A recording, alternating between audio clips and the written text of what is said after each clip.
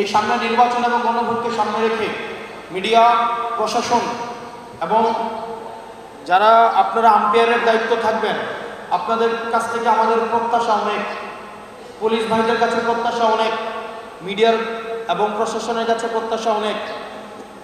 বিগত সময়ে দেখেন প্রশাসনকে রাজনৈতিক দল তার হাতিয়ার বানিয়েছে, মিডিয়াকে হাতিয়ার বানিয়েছে, পুলিশকে হাতিয়ার বানিয়েছে, ওসিএসপি এসআই দিয়ে নির্বাচন করিয়েছে।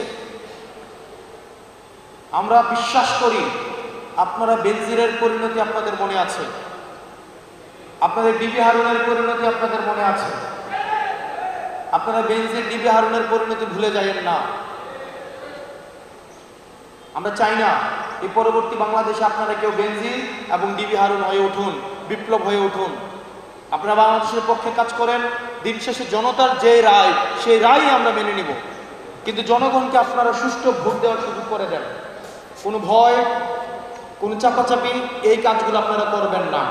এই কাজগুলো যদি আপনারা করেন তাহলে পরবর্তী যে বিপ্লবটা হবে এই বিপ্লবটা কিন্তু এই ইনস্টিটিউশন সংস্কারের বিরুদ্ধেই হবে।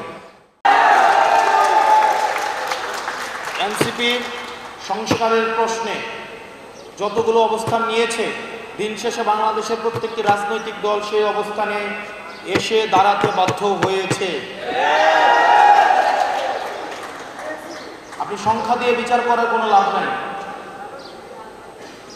আমরা পিচ্ছি পোলাপান আমাদেরকে বলে না, বাচ্চা পোলাপান, চিলড্রেন পার্টি বলে না।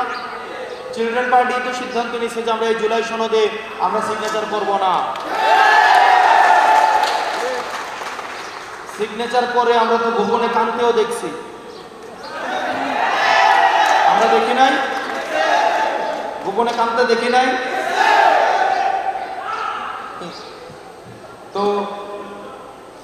আমরা পোলাপান মানুষ, কিন্তু কি হয়েছে, আমরা যেই কথাটা বলছি দিন শেষে তো ওইখানে আসছেন মুরব্বী, আসেন নাই? মুরব্বীরা আসছে কিনা? তো যেসব মুরব্বীরা আমাদেরকে বলেন আমরা হচ্ছে চিলড্রেন পার্টি, চিলড্রেন না, এটা ভাবার দরকার নাই। আমাদের অভিজ্ঞতা, আপনাদের হয়তো অনেক অভিজ্ঞতা রয়েছে, লড়াই রয়েছে। আমরা অভিজ্ঞতা এবং লড়াইয়ের প্রতি আমরা সংবেদনশীল। আপনারা রাস্তাটা চিনেন, সেটার প্রতি আমরা মর্যাদা দিই, কিন্তু আমরা জানি কিভাবে জোরে দৌড়াইতে হয়। You may know the road, but we know how to run faster. আপনি রাস্তাটা হয়তো চিনেন, কিন্তু কিভাবে জোরে দৌড়াইতে হয় সেটা আমরা জানি। ইনশাআল্লাহ আগামী 10 বছরের মধ্যে আমরা সরকার গঠন করবো নাহিদ ইসলামের নেতৃত্বে।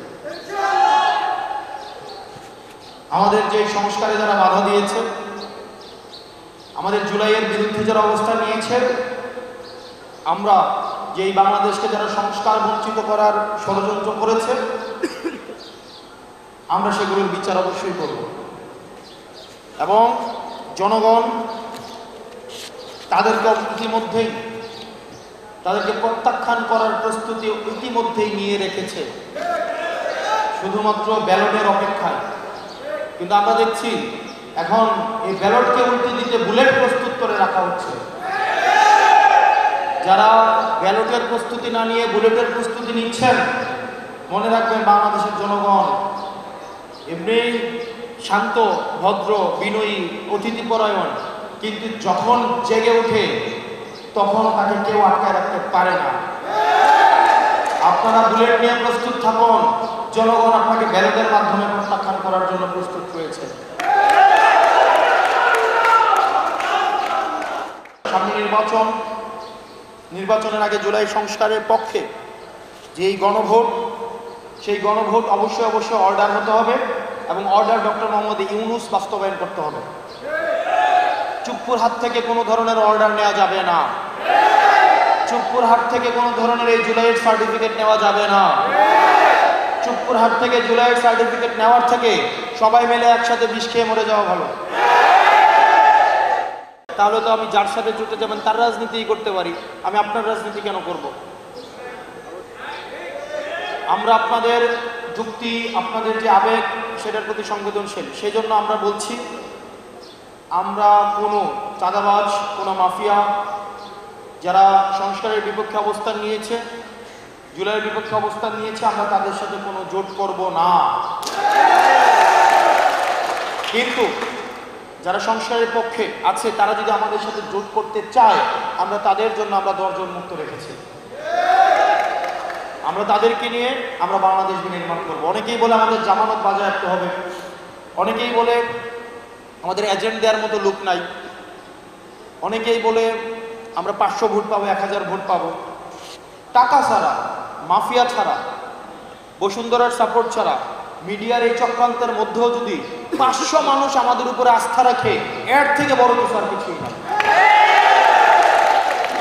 500 মানুষের আস্থা তো অনেক বড় কিছু। এখন কেউ যদি আমাদের টাকা ছাড়া, গুন্ডা ছাড়া, এই পেশি শক্তি ছাড়া 500টা ভোটও যদি পাই, এই 500 মানুষের যে প্রতিশ্রুতি বাস্তবায়নের জন্য অন্তত 500 বছর কাজ করা উচিত।